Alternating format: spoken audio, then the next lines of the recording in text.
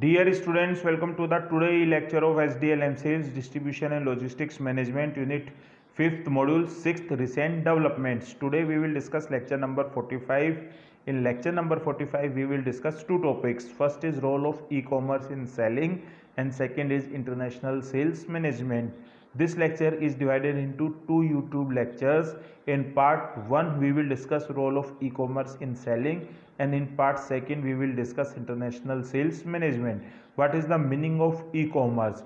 E-commerce, also known as electronic commerce or internet commerce, refers to the buying and selling of goods or services using the internet and the transfer of money and data to execute these transaction. Simple meaning है, अगर आप internet का use करते हुए goods या services को खरीदते हो या बेचते हो तो उसे हम क्या बोलते हैं? ई कॉमर्स या इलेक्ट्रॉनिक कॉमर्स बोलते हैं. इसी तरह आप है जब गुड्स खरीद रहे हो तो जो अमाउंट ऑफ मनी है वो इंटरनेट के थ्रू ट्रांसफ़र कर रहे हो या डेटा को जो एक्सचेंज कर रहे हो उसे भी हम क्या बोलेंगे? ई कॉमर्स बोलेंगे. जबकि ई बिजनेस है वो एक बिगर टर्म है. ई बिजनेस का मतलब कोई भी बिजनेस ऑर्गेनाइजेशन एंटरप्राइजेज अपने जो बिजनेस एक्टिविटीज़ हैं अगर उनको ऑनलाइन कैरी कर रहा है तो उसे हम क्या बोलते हैं?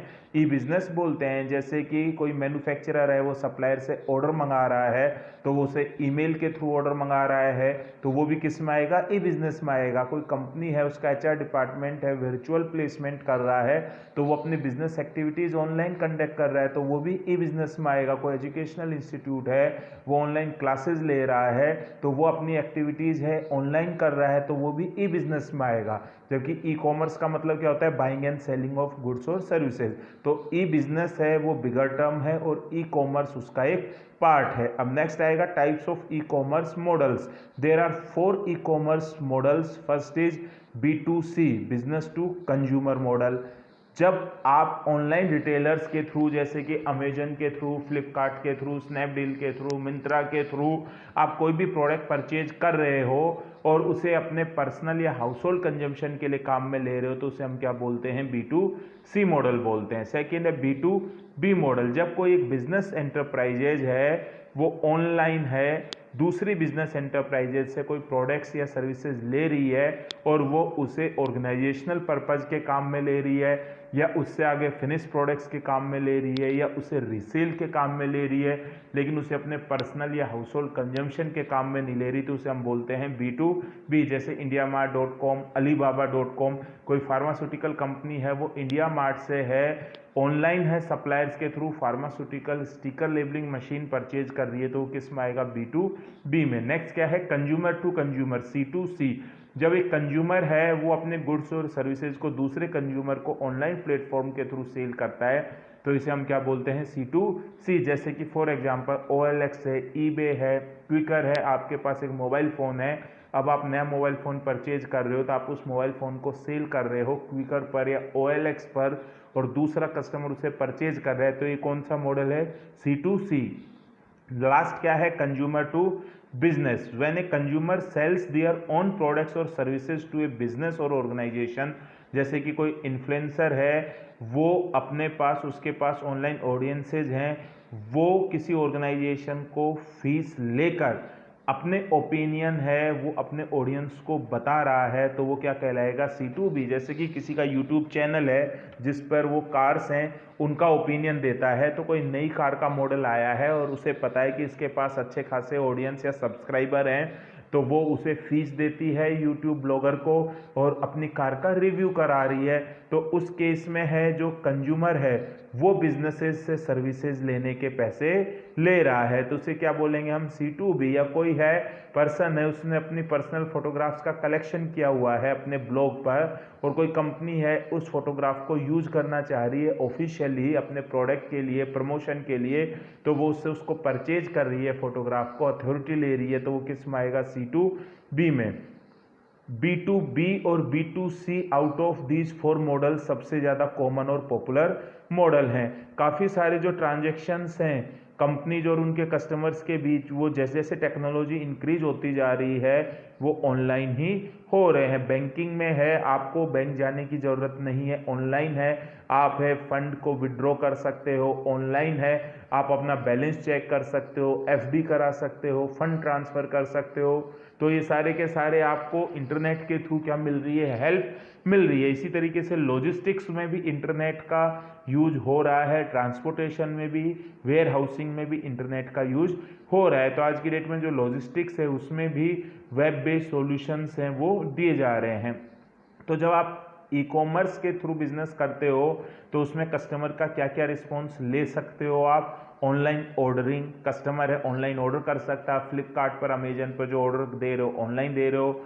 Online customer services, customer companies की वेबसाइट पर FAQs रहता है, फ्रिक्वेंटली आस्क्ड क्वेश्चंस, वो बेसिकली कस्टमर को सप्लाई देने के लिए। इसके अलावा है टोल फ्री नंबर होता है जिसके थ्रू कस्टमर है वो कंपनी से कॉन्टैक्ट ऑनलाइन कर सकता है। इसके अलावा सर्विस का मेल ID होता है, कस्टमर को कोई प्रॉब्लम है तो वो कस्टमर सर्विस डिपार्टमेंट को मेल भी कर सकता है। ऑनलाइन ऑक्शंस हो सकते हैं, आपको प्रोडक्ट अगर आपने जो ऑनलाइन मंगवाया है आप उसे इंटरनेट के थ्रू रिटर्न भी कर सकते हो।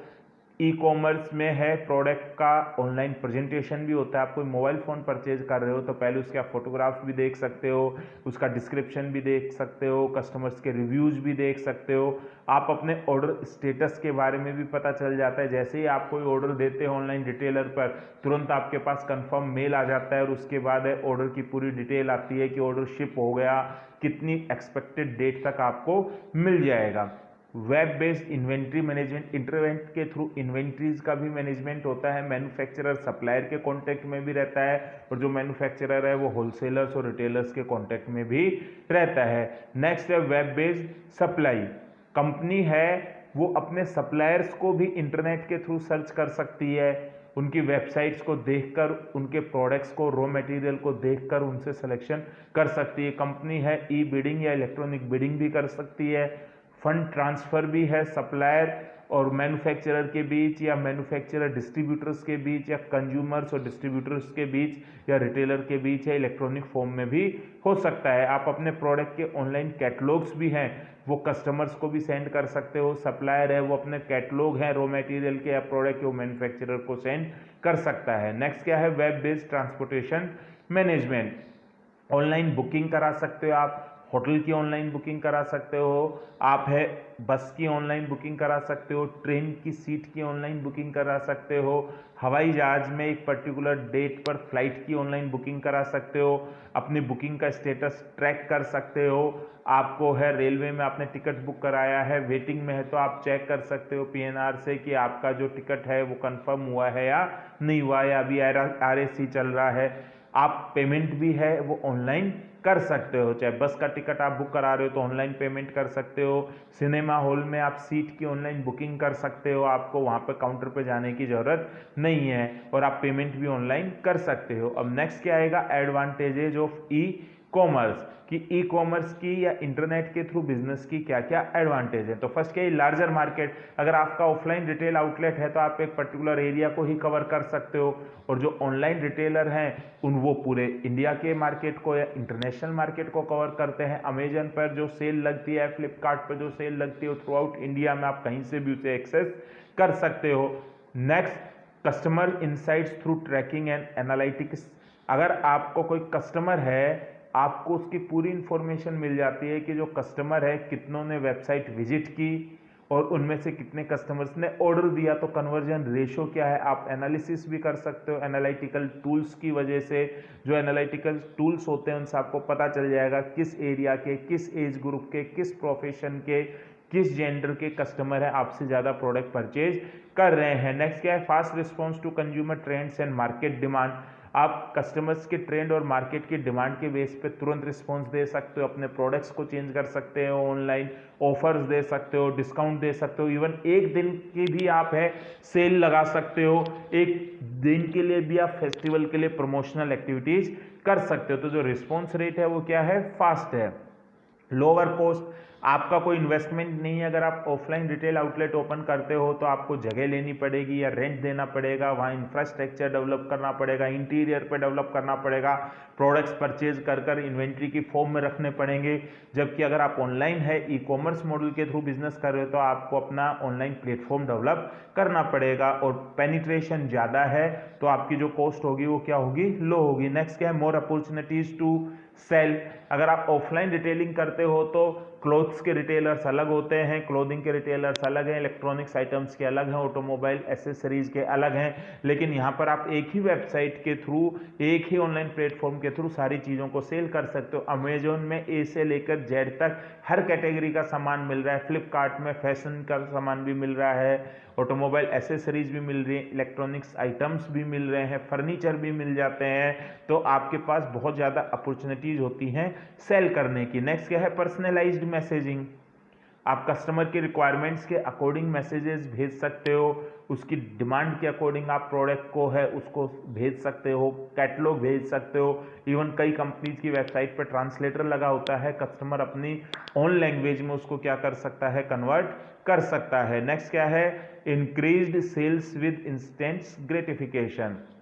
जब कस्टमर ऑनलाइन ऐप को विजिट करता है या साइट को विजिट करता है तो कुछ ना कुछ प्रोडक्ट सेल करता है और उससे उसको क्या मिलता है, ग्रेटिफिकेशन मिलता है, क्योंकि वो वहाँ पर कंपेयर भी कर सकता है, बेस्ट प्राइजेस भी उसे मिल सकते हैं, कस्टमर्स के रिव्यूज भी पढ़ सकता है।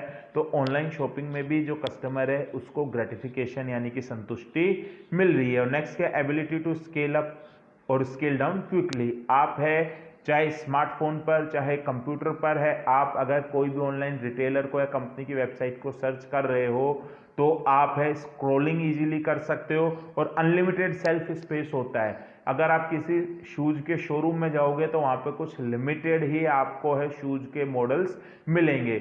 जबकि अगर आपका ऑनलाइन आउटलेट है, ऑनलाइन रिटेलर है, तो आप वहाँ पर शूज डालो तो वहाँ पे 50 या 60 पेज ओपन हो जाते हैं और एक पेज में 10-10 या 11-11 आर्टिकल्स होते हैं। तो 500, 600, 700 टाइप के शूज का आप डिमोस्ट्रेशन कर सकते हो। तो यहाँ स्पेस की कोई भी रिक्वायरमेंट नहीं होती है। और जो ई कॉमर्स है उसका रोल सेलिंग में डे बाई डे इंक्रीज होता जा रहा है। उसके पीछे रीजन क्या है, इंटरनेट का एक्सेस इंक्रीज होता जा रहा है, स्मार्टफोन है उनकी रीच इंक्रीज होती जा रही है और जो कंपनीज हैं वो आज की डेट में वेबसाइट से ज़्यादा अपनी ऐप्स पर फोकस कर रही हैं, जिससे कि आप गूगल प्ले स्टोर से या एप्पल के iOS स्टोर से क्या कर सकते हो, एप्पल स्टोर से डाउनलोड कर सकते हो। तो उसमें आपको बार बार साइट का एड्रेस डालने की ज़रूरत नहीं होता और कैश ऑन डिलीवरी का ऑप्शन है, रिटर्न के ऑप्शन मिल रहे हैं कस्टमर को, जिनकी वजह से जो ई कॉमर्स है उसका स्कोप है वो डे बाई डे इंक्रीज हो रहा है। तो इसी के साथ ही आपका इस लेक्चर का जो फर्स्ट पार्ट था, role of e commerce in